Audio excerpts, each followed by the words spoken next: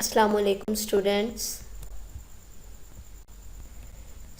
हमने last lecture में lungs cancer के बारे में पढ़ा था। फेफड़ों का जो कैंसर होता है इसकी हमने वजूहात पढ़ी थी, अलामात पढ़ी थी। ठीक है, इसके बारे में हमने डिटेल में पढ़ा था।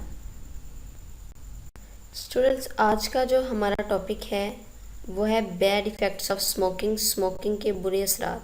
स्मोकिंग जिसे हम आम अल्फाज में सिगरेट नोशी कहते हैं, इसके इंसानी जिस्म पे बहुत बुरे असरात हैं। ठीक है स्टूडेंट्स, जो स्मोकिंग होती है, जो सिगरेट होती है, उसमें टोबैको जो है, टोबैको प्लांट यूज़ किया जाता है। और जो टोबैको का प्लांट है जिसे तंबाकू कहते हैं, उसमें 4000 केमिकल्स पाए जाते हैं जो कि पॉइजनस होते हैं। ये वो केमिकल्स हैं जो कि इंसानी जिस्म पे बुरे असरात मुरतब करते हैं। ठीक है, और इन 4000 केमिकल्स में से 50 केमिकल्स ऐसे हैं जो कार्सिनोजेनिक हैं। कार्सिनोजेनिक हम कहते हैं जो कैंसर काजिंग है, कैंसर की डिजीज़ काज करते हैं। ठीक है, उनमें से एक जो केमिकल है, जो 4000 केमिकल्स टोबैको प्लांट में या टोबैको जो सिगरेट में हम इस्तेमाल करते हैं उसमें पाया जाता है, वो निकोटीन है। निकोटीन ये वो केमिकल है, वो पॉइजनस केमिकल है जो कि चाय में भी पाया जाता है। ठीक है, अब ये जो निकोटीन है ये टोबैको में इस्तेमाल होता है। ये जो टोबैको की यहाँ पे आपको डायग्राम दिखाई गई, ये सिगरेट में इस्तेमाल होता है। इसमें केमिकल निकोटीन मौजूद होता है और निकोटीन को पहले जो है इंसेक्टिसाइड के तौर पे यूज़ किया जाता था। इंसेक्टिसाइड आप समझते हैं कि किसे कहते हैं, इंसेक्ट्स को किल करने वाला केमिकल। ठीक है, अब ये जो इंसेक्टिसाइड है या एक हम कहते हैं किल करने के लिए जो हम पॉइजन यूज़ करते हैं, तो वो निकोटीन था जिसे हम अब जो है सिगरेट में इस्तेमाल किया जा रहा है। ठीक है, तो इसकी जो आप कह सकती हैं कि इसमें जो इसका जहरीलापन है, इस बात का अंदाज़ा आप इससे लगा सकते हैं कि इससे पहले जो है इंसेक्टिसाइड के तौर पे इस्तेमाल किया जाता था।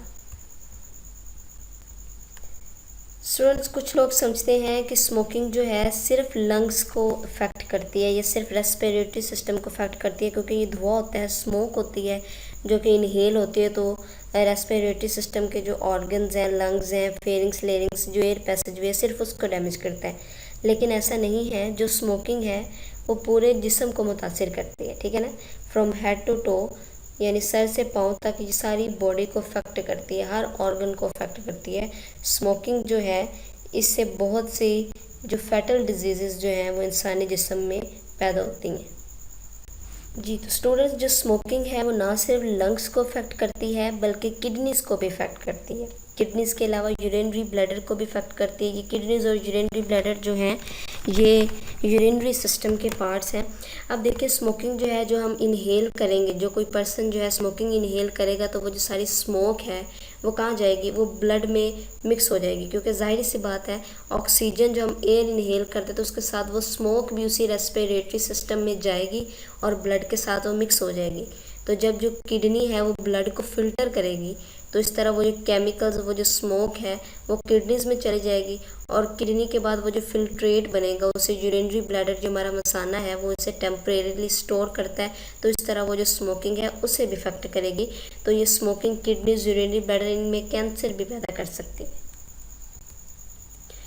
इसके अलावा जो स्मोकिंग है ओरल कैविटी को अफेक्ट करती है। ओरल कैविटी में हम कह सकते हैं कि ओरल कैविटी में जो टीथ हैं उसको अफेक्ट करती है। ठीक है, ये डायग्राम में यहाँ देखिए आप, यहाँ पे टीथ जो हैं, ये जो स्मोकर है उसके टीथ जो है ये येलोइश कलर में है। ठीक है, और इस तरह नॉन स्मोकर्स के जो टीथ हैं बिल्कुल हेल्दी हैं। इस तरह स्मोकर्स जो हैं उनके दांत जल्दी गिर जाते हैं, ठीक है ना, ख़राब हो जाते हैं। तो स्मोकिंग जो है ओरल कैविटी को भी अफेक्ट करती है।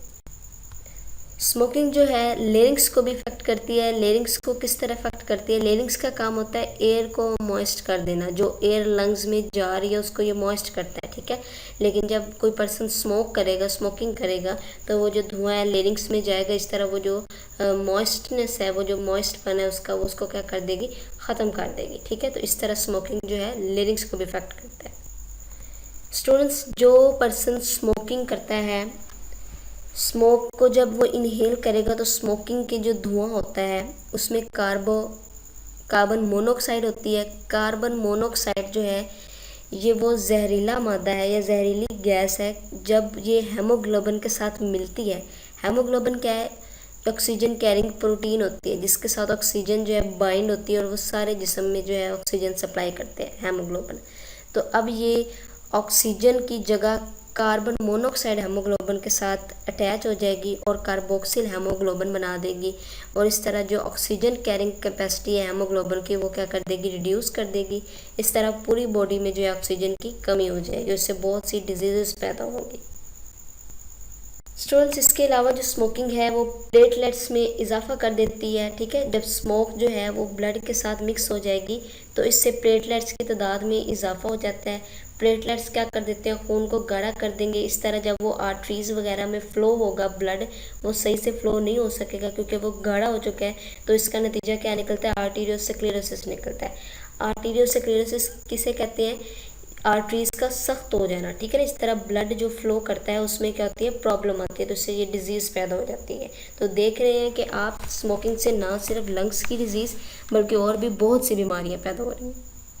इसी तरह स्मोकिंग से जो है निमोनिया की डिजीज़ और दूसरी जो रेस्पिरेटरी डिसऑर्डर्स हैं वो भी होती हैं। ठीक है ना, जैसे एम्फीसीमा जो आपने पीछे रेस्पिरेटरी डिसऑर्डर्स पढ़ी हैं वो सारी स्मोकिंग की वजह से हो सकती हैं, क्योंकि स्मोकिंग जो है वो रेस्पिरेटरी पैसेज वे में जाएगी तो इस वजह से वहाँ इन्फेक्शन प्रोड्यूस करेगी।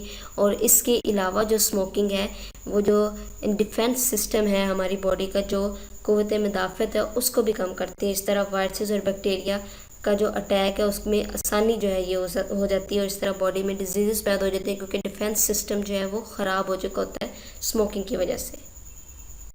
इसके अलावा जो स्मोकिंग है, स्मोकिंग से किसी पर्सन की सोशल लाइफ जो है वो डिस्टर्ब हो जाती है। जो शख्स स्मोकिंग करता है, जो स्मोकर है, उसकी सोशल लाइफ डिस्टर्ब किस तरह हो जाएगी कि जो स्मोकर है उसको कोई भी पसंद नहीं करेगा, उसके मुंह से स्मेल आएगी या उसमें बहुत सी डिजीज़ होंगी, तो ऐसे इंसान के पास कोई भी बैठना पसंद नहीं करेगा।